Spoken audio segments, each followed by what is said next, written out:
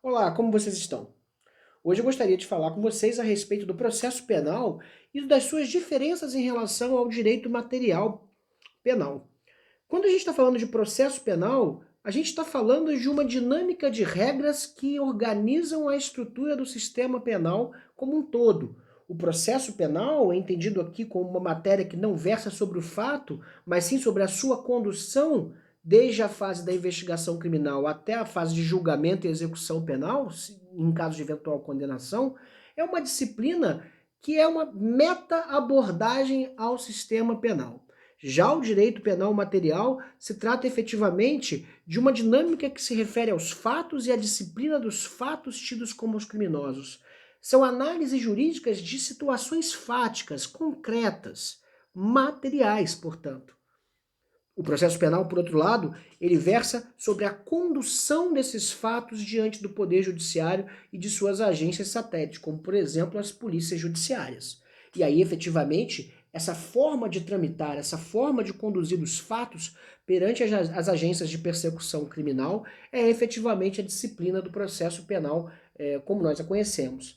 A distinção entre direito penal e processo penal, para mim, ela é bastante clara em uma metáfora esportiva que tem se tornado recorrente nessas nossas aulas, apesar de que eu não sou um grande fã de esportes.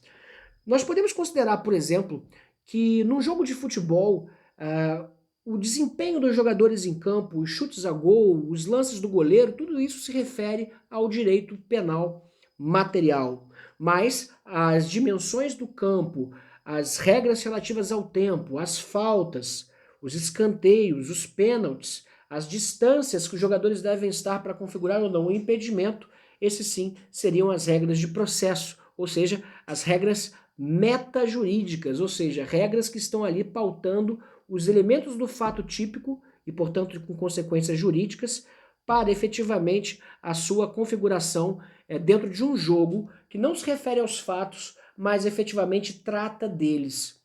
Né? A regra de impedimento não trata do jogo em particular, mas de todos os jogos em geral.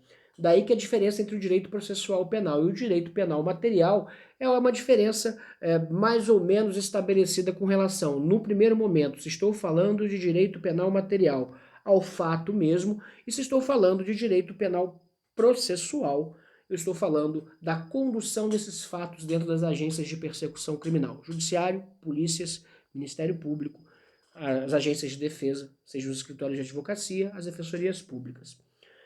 Compreendido isso, nós precisamos agora tratar de diferenças essenciais com relação às regras de hermenêutica no processo penal.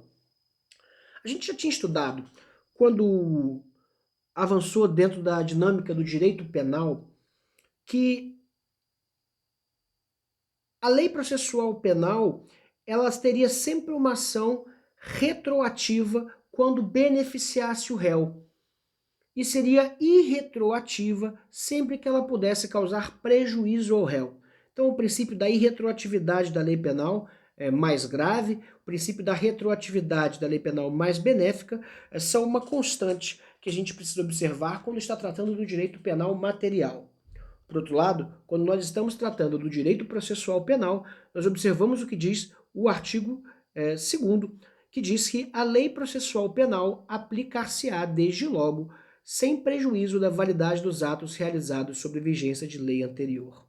E é interessante porque esse artigo 2º, ele não faz nenhuma referência qualquer ao fato de a lei ser mais gravosa ou menos gravosa, rompendo com uma lógica tão presente no direito penal, segundo a qual a lei posterior que entra em vigência no curso de um processo criminal não poderia efetivamente, se estamos falando de uma lei de direito penal material, não poderia efetivamente retroagir para prejudicar o réu. Então vamos supor que nós estamos diante de um crime de homicídio e que no curso do processo as penas para o crime de homicídio sejam agravadas por um projeto legislativo aprovado no Congresso Nacional. O agente responderá exatamente pela regra vigente à data do fato, porque é uma regra mais benéfica. O que dizer então da regra processual penal? Bem, a gente tem que a lei processual aplicar-se-á desde logo, sem prejuízo da validade dos atos realizados sob a vigência da lei anterior. Então, se há uma modificação legislativa, no caso, uma modificação de processo penal, o que a leitura do dispositivo legal traz para nós é efetivamente que esse dispositivo legal teria aplicabilidade imediata, ou seja, ele teria efetivamente que as normas não poderiam aqui retroagir para beneficiar o réu. Há entendimentos evidentemente em contrário, né? Há entendimentos evidentemente em contrário, né? Mas só para ler uma emenda da ação direta de inconstitucionalidade número 1719, né, do ano de 2007, a gente tem a seguinte emenda: processo penal e processo penal, juizados especiais, artigo 90 da Lei 9.099, aplicabilidade, interpretação conforme para excluir as normas de direito penal mais favoráveis ao réu. O artigo 90 da Lei 9.099 de 95 determina que as disposições da Lei dos Juizados Especiais não são aplicáveis aos processos penais nos quais a fase de instrução já tenha sido iniciada. Em se tratando de normas de natureza processual, a exceção estabelecida por lei à regra geral contida no artigo 2º do CPP não padece de vício de inconstitucionalidade. Contudo, as normas de direito penal que tenham conteúdo mais benéfico aos réus devem retroagir para beneficiá-lo, à luz do que determina o artigo 5º, inciso 40 da Constituição Federal. Interpretação conforme o artigo 90 da Lei 9.099 para excluir da sua abrangência as normas de direito penal mais favoráveis ao réu contidas nessa lei. Ou seja, é uma controvérsia bastante conhecida, essa segundo a qual a gente deveria efetivamente excluir do âmbito de aplicabilidade da norma processual penal aquelas que fossem mais gravosas para o réu, porque estão entrando em vigência no curso de um processo, sendo que antes do início do processo as regras eram mais benéficas, e aí efetivamente seria um agravamento, lex gravior, portanto, né, um agravamento daquelas circunstâncias dadas no âmbito do processo penal, quando o réu efetivamente teria praticado o crime sob a vigência de lei mais benéfica. A lei mais grave, então, teria sua aplicabilidade afastada. Se nós estivéssemos usando a lógica do direito penal. Mas, como nós estamos falando de processo penal, a controvérsia subsiste e muitas vezes a lei mais grave vai entrar em vigência e assim, efetivamente, o réu nada poderá fazer. Um exemplo disso, por exemplo, é a Lei 13.964, Lei Anticrime, que torna, por exemplo, insuscetível de livramento condicional os crimes hediondos. Veja, se eu estou falando de uma prática de uma lei processual nova, será que essa lei processual nova mais grave pode ou não pode valer com relação às pessoas que já estão condenadas na vigência da lei anterior?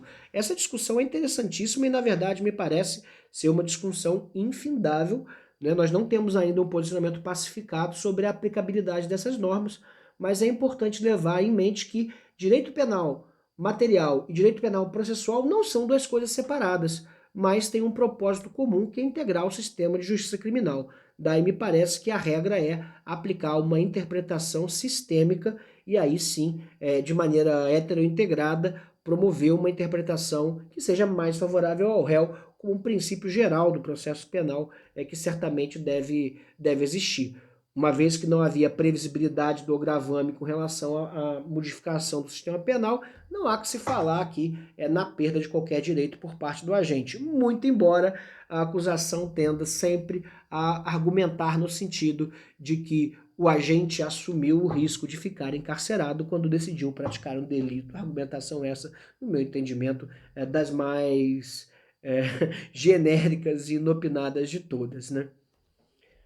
Importante falar aqui do artigo 3º da lei de processo, do Código de Processo Penal, que também se afasta daquilo que nós tínhamos estabelecido como regra no direito penal material, a saber, a lei processual penal admitirá a interpretação extensiva e aplicação analógica, bem como o suplemento dos princípios gerais do direito.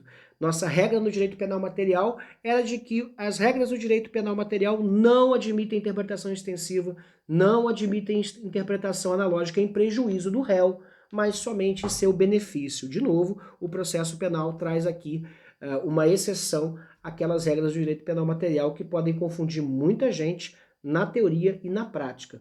Então fiquem ligados, pois esses são sempre objetos que são debatidos no caso a caso, são sempre questões que são trazidas no caso a caso, por exemplo, quando nós temos aqui, inclusive por parte da legislação penal material, a inclusão da homofobia no âmbito das leis de crimes derivados de raça ou etnia, né, o Estatuto da Igualdade Racial. Né? Há aqui, evidentemente, uma interpretação analógica que vai tornar mais grave a situação do réu, e aí efetivamente ela não deveria existir. No entanto, aí está, o Supremo Tribunal Federal já decidiu, e a gente tem de fato esse caos jurídico dado por essa vida própria que aparentemente as decisões judiciais têm em relação ao nosso sistema de justiça criminal. Lembrando, por fim, que o Código de Processo Civil segue como fonte subsidiária do processo penal, sendo possíveis interpretações analógicas, extensivas, etc. E aí, efetivamente, diferente da disciplina do direito penal material. Muito cuidado com essas interpretações. Se você estiver fazendo uma prova, certifique-se do entendimento da banca sobre cada caso e lembre-se que nós estamos cada vez mais vivendo em um país cuja jurisprudência é uma fonte muito importante do direito. Né? É quase como se muitas vezes a jurisprudência sucedesse à própria lei como fonte primária do direito no nosso país. Certo, pessoal? Essas controvérsias são muito interessantes. Se você conhece exemplos, gostaria de tirar dúvidas, oferecer sugestões, use os comentários ou entre em contato comigo por uma das minhas redes. Muito obrigado e nós vamos ao próximo vídeo.